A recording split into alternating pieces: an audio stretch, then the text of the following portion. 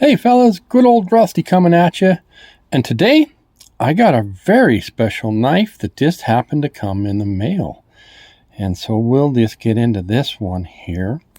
Maybe some of you know what this is and maybe some of you don't. But it is a Remington bullet knife. A bullet trapper actually. And the bullet trappers were made from 1922 to 1940. So that gives you an idea of the age of this knife. And these were, as far as I know, the original bullet type knives. So I'll tell a story about this one at the end, but for now, we can just know that we're looking at some old bone here, possibly 100 years old. The whole knife could be 1920 to 1940. That's 100 to 80 to 100 years old. Excellent. I mean, the way that this bone matches with this, the way the pins were pushed in. Now the shield does have a couple little dings on it, but that's not bad for, that's just battle scars. That's little patina, no rusting, brass liners. I have looked through it. There's no light coming through.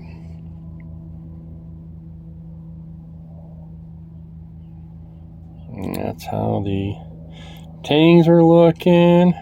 So we'll go ahead and open it up. It does have a half stop. We'll take a look. Interesting blade grind. We'll see if we can see the Remington here. And that's walk and talk of obviously you guys can tell, pretty strong springs on this. Take a peek at the blade. And if we can, there's your tang stamp. There's no sense really taking a look at the edge on this, as I'm sure it's been sharpened before, but you can take a peek at the blade finish. There's the model number, I guess. Here's how the tang contacts match up. And yeah, she's strong. Very strong. There's you can see that spring into half stop. So it's a strong spring and plenty of snap. Now to access the spade blade, we have to come over to this side. Okay. And we'll take a peek at that. Trying to keep the fingerprints off of this.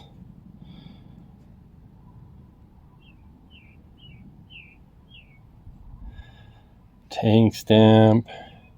So guys, I should be talking about this on eBay right now. I did a search, and when you search for this, you're going to search for Remington bullet trapper, and then you're going to go to highest price first to see what's out there. One's for $1,400, one's for $1,300. Those two aren't in the condition that this is. We got one about $880 that I would say competes with the condition that this is.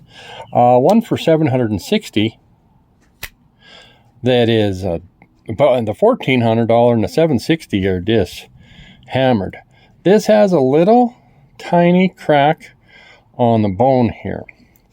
So, but other than that, very, very nice. So let's just do, this has a nice walk and talk here.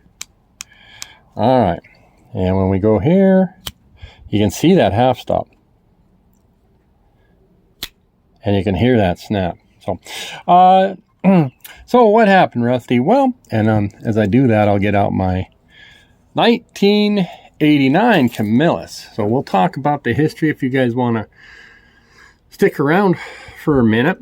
1920s, if not 1920, Remington the war was over. First World War ended about 1918. Remington had huge industrial capacity, 700 employees, a couple blocks worth of factories. They've been making guns and ammunition. Now what do? They turn to make knives. And they turn their equipment in and they start making knives. You know, rifles and pistols would have a lot of springs and moving parts. And these guys made some of the best knives available at the time. 1922, they did this trapper, the bullet trapper. And then in 1940, they sold their equipment to Pal Cutlery. And Pal Cutlery came and bought their equipment, even bought some of their knives, and you're going to see some Pal Remington knives. Well, anyways, that means there were no Remington knives from 1940 until 1982, when Remington, who's still making rifles, said, let's get back into the knife business, and they contracted Camillus. And Camillus then started making this jumbo trapper. They made a bunch more. They made some more bullet knives. I picked up one. A lot of them are done in Delrin. This one is done. It's called the Silver Bullet, and it actually has silver sterling silver, and this is in bone. So we'll do a little comparison on that. Ooh, a lot easier action. Let's go ahead and compare blades and or tang stamps, shall we? So if you can see the tang stamps, we're going to compare the knives in general. The blades, you can see, we'll compare the handles here in a minute. On the back side. So you can probably see I bit myself from not having my finger back far enough. This is a nice knife. It really is. And I paid $90 for this. So you said you had a story for us, Rusty. I do. I got me another Remington bullet knife off of eBay. And it was $100. It's a banana trapper. I'm going to try to upload a picture of it right now for you.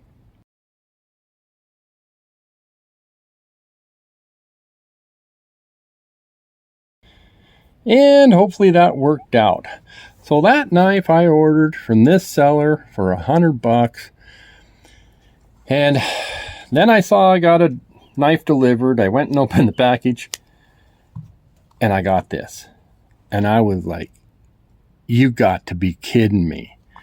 Is this real? Is this? What in the world? So, I've contacted him. And he's like, what knife did I send you? I'm like, I never got the knife that I ordered from you. He's like, what knife did I send you? Can you show me some pictures? So, at the time of this video, that's where we are. I sent him pictures of this knife, and I haven't heard back, but I think I'm going to ask him to, hey man, if you want $100 for it, I'll keep it.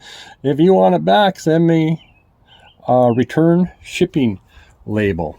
So we're not doing a review on this knife. We're going to go ahead and I'll put a review out on this one. But so the plan is for him to give me a shipping label, mailing label, if you will, and I can return this knife, and he's either got to refund me my money or work it out. I'd like to get the knife I bought from him, which was pretty much a banana trapper. It was in really good condition, and I'd like to get that one in my hands, but I'm betting he sent that to somebody else. So somebody paid $800,000-$900,000 for this knife and got a $100 knife made in about 1995 or 1998. So very good, shall we say, reproduction. You can see the bone on the Camillus knife is a lot thicker.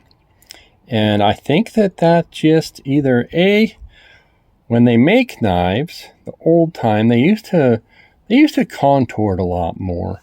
And today, or that's pocket worn for you. That's what pocket worn would do. Take a look here, one last lesson. The pins here are aligned.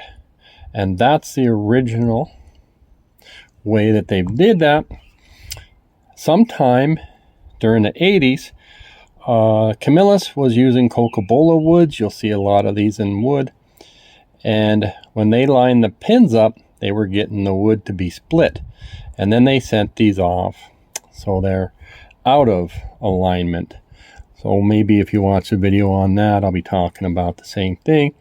This one is a low number, 0072.